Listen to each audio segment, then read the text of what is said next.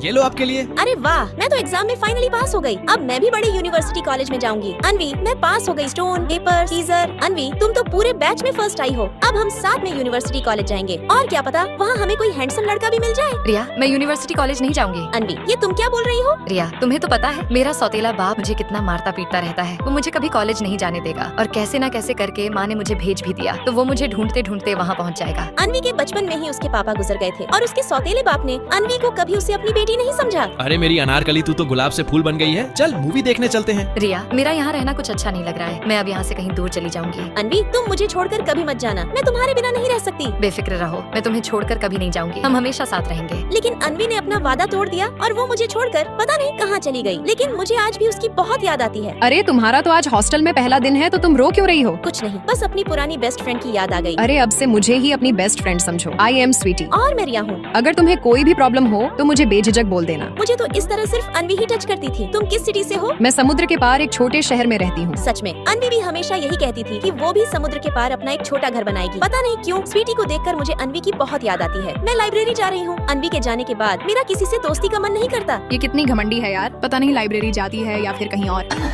स्वीटी, ये तुम क्या कर रही हो? कचरा साफ कर रही हूँ। तुम्हें दिखाई नहीं दे रहा, हम खाना खा रहे हैं। अगर अब की बार तुमने रिया के बारे में कुछ भी गलत सलट कहा तो मुझसे बुरा कोई नहीं होगा। अनवी भी मेरा हमेशा ऐसे ही ख्याल रखती थी। लेकिन आखिर स्वीटी मेरा इतना ख्याल क्यों रखती है? क्या पता इसके पीछे कोई बड़ा राज छिपा है। मैं अनवी के नंबर पर मैसेज करती तो स्वीटी का मोबाइल बजता। अरे, मेरे मैसेज करने पर स्वीटी का मोबाइल क्यों बचा? मैं दोबारा मैसेज करती तभी स्वीटी आ जाती। अरे रिया, वो मैं अपना मोबाइल भूल गई। मैं जैसे ही मैसेज सेंड करती तो फिर से स्वीटी का मोबाइल बजता। अरे वो मेरी डैड का मैसेज है। अच्छा, मैं अब चलती हूँ, बाय। अरे वो, आखिर ये सब हो क्या रहा है? जूही और मेरे लैपटॉप में फोटो देख रहे होते तभी स्वीटी के हाथ पर भी वही सैम पैदाइशी निशान जो अनवी के हाथ पर था। इसका मतलब वो मेरी फ्रेंड अनवी है। अरे रिया, तुम यहाँ क्या हुआ तुम्हें? स्वीटी, सच बताओ, तुम अनवी हो ना? नहीं, मैं स्वीटी हूँ। तो फिर तुम्हारे हाथ पर वो पैदाइशी निशान कहाँ से आया जो अनवी के हाथ पर था? क्यों तुम्हें देखकर मुझे अपनी फ्रेंड अनवी की याद आती है? क्यों तुम मेरी इतनी फिक्र करती हो? बोलो स्वीटी, तुम चुप क्यों हो? जवाब दो मुझे। ठीक है, तुम नहीं बताओगी तो आज से मेरी और तुम्हारी दोस्ती खत्म। नहीं रिया, रुको। फिर स्वीटी मेरे साथ वही करती जो अनवी करती थी। Stone, paper, scissor. इसका मतलब तुमने प्लास्टिक सर्जरी करा ली? हाँ, क्योंकि अपने सौतेले बाप से बचने का कोई और दूसरा रास्ता मेरे पास नहीं था। अब हम हमेशा साथ रहेंगे। दोस्तों, लाइक सब्सक्राइब करके कमेंट में अपनी बेस्टी का नाम बताओ।